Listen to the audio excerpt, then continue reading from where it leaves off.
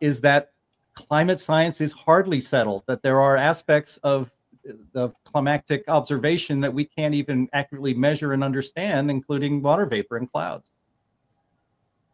Absolutely. That's the big elephant in the whole climate business, is water in all its forms, including the oceans. Yep. One of the things that I always found the most interesting about these reports, these huge tomes the IPCC puts out, is how the executive summaries often don't match the body of the document very well, with all its caveats and uncertainties, but also how they usually produce charts that sort of admit how little they know about the factors that affect the climate. So you'll see they'll have a graphic that shows water vapor or cloud. They say poorly understood. They give a range of its impact, but it's only poorly understood. And they'll say ocean currents, and they'll say poorly understood. And then they get to CO2, the one thing they're studying, or the other greenhouse gases, the little area they're studying, and it's well understood, and they're convinced the little thing that they understood really well is what's driving all of it, where in all these other factors, 7 or 8 other factors, they don't understand it all. They say they poorly understand it. They're not studying it, and yet they're convinced they're having no impact on climate. It's maddening. Yes, certainly. Let me just add to that there are some honest climate scientists and who recognize that water vapor and clouds are the main issue, and they also recognize that CO2, the one thing that we do understand pretty well, is almost a trivial effect. It's certainly not the control knob. It doesn't have the oomph to do that. So, they've spent enormous efforts to try and pretend that CO2 triggers effects of water vapor and triggers effects of clouds. And so it's amplified effects that are what make CO2 so dangerous. But there's no evidence that they're amplified at all. In fact, most natural systems have negative feedback. So what little direct warming CO2 has, and it's less than a degree, 1 degree or less, that's probably an overestimate if it's like all other natural systems. So the real warming from doubling CO2, I'd be surprised if it's more than a half a degree. We will know before long, but most of the warming we've seen, it started in 1800, maybe a little earlier, long before there was any increase of CO2. So it has warmed, but it's almost certainly mostly natural. Yeah. I will point out that CO2 does have a warming effect, but it's in the very lower ranges. The first few hundred parts per million warm the most, but once you get past a certain point, the warming becomes less and less and less because it's a logarithmic response curve in the atmosphere. Is that right, Dr. Hatcher? That's correct. Absolutely correct. So a doubling of CO2 really wouldn't have the same effect, let's say from 100 to 200 versus 400 to 800. That's right. Both of them will cause the same warming, but in one case it's 400 parts per million. In the other case, it's only 200 parts per million. So it's really the ratios that count. That's the logarithmic effect, and that's been known since before 1900. Arrhenius himself recognized or guessed that it was logarithmic. So and yet they all deny that now. When I say CO2 effects are saturated, they say no, absolutely not. That we've changed all that, but it's really true. And even they themselves, I mentioned Steve Schneider, used the words saturation again and again when he was a global cooling alarmist. So okay. Arrhenius himself also thought warming would be good for the planet. Thought it would be good for humankind. He was not what you would call a climate alarmist. Yeah, and he was right that warming will be good for the planet. Yeah. I have a favorite cartoon from several years ago by the resident cartoonist over at What's Up With That by the name of Josh. And he came up with this wonderful cartoon that shows just how climate scientists anyway, look at things, you know. But the reality is that water vapor is the big control knob for the atmosphere, and CO2, well, it's just a little tiny knob over here in the lower left, and that's really what it is. But the problem is the climate science community and the media, they go with this view that climate control knob is big, it's huge, it's linear, not logarithmic, and we're all going to die. Yeah, that's right. Yeah. Well, let's go ahead, Sterling. Then we'll move on. If they admit it's water vapor, then the funding goes away because we can do nothing to control water vapor. Well, we should all try and remember to say water vapor and clouds, because clouds are at least as important as water vapor.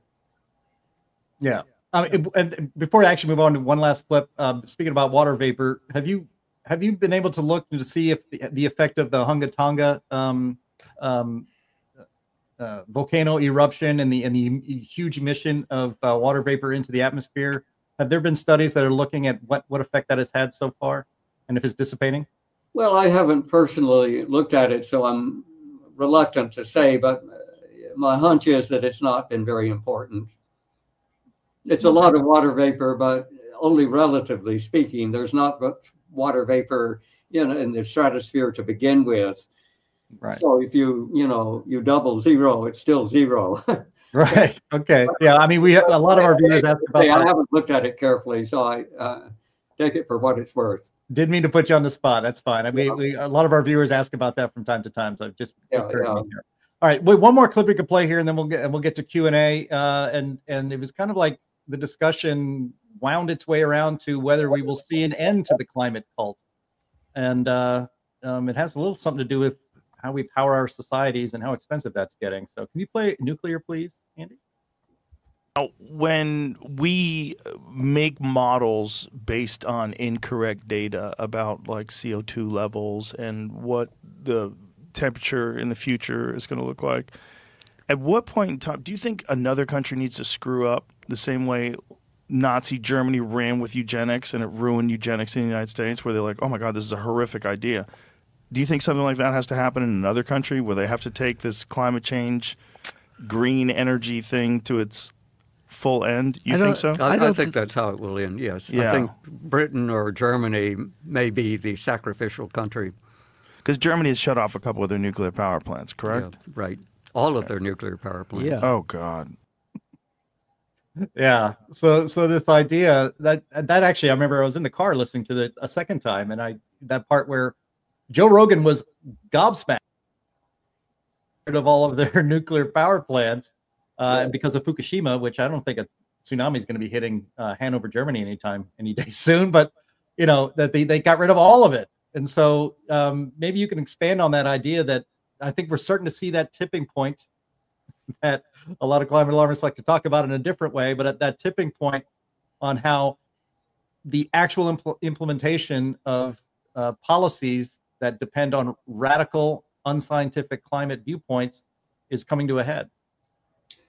Well, as we discussed with Joe, many people think, and I certainly think that some unfortunate country, or perhaps some unfortunate state, maybe the state of California, will do everything that the green alarmists demand, and it's suicidal. And so people will start to suffer sufficiently that they finally say enough is enough, let's stop this. But in the meantime, they've destroyed their country, they've destroyed their state. And the other more backward parts of the world that haven't screwed up their courage to do everything that the climate alarmists demand will have a chance then to stop before they've run over the cliff, like this bad example. So, if you look at the course of history, that's happened more than once. Yeah, I want to congratulate you, Dr. Happer, for being able to get facts out to millions of people that never have heard these facts before. And I'm sure a lot of people that watched had an epiphany and said, wait a minute. The other thing I want to congratulate you on is for having the most hair in that podcast. Well, thank you. I do need a haircut. You're right. You're just shoving it in their faces by not getting a haircut. See? Yeah. Yeah.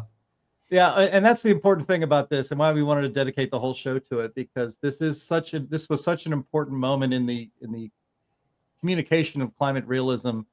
I mean, this show has been around. What are we on, episode 179 right now, and it's for a niche audience. I think we do a fantastic job, and consistently every single week trying to bring the truth to the people. But you got to go find this podcast.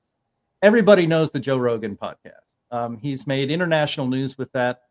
His videos are routinely seen on YouTube millions of times. I think his interview with Donald Trump, hit 30 million within 24 hours. Your video, you and Dick Lindzen, Will Happer, 862,000, I think, currently on YouTube. That has blown right past Lionel Richie. Joe Rogan had Lionel Richie on his show just 2 weeks ago, and you've blown past Lionel Richie. So you're hotter than Lionel Richie right now. To show you what a nerd I am, I don't even know who Lionel Richie is.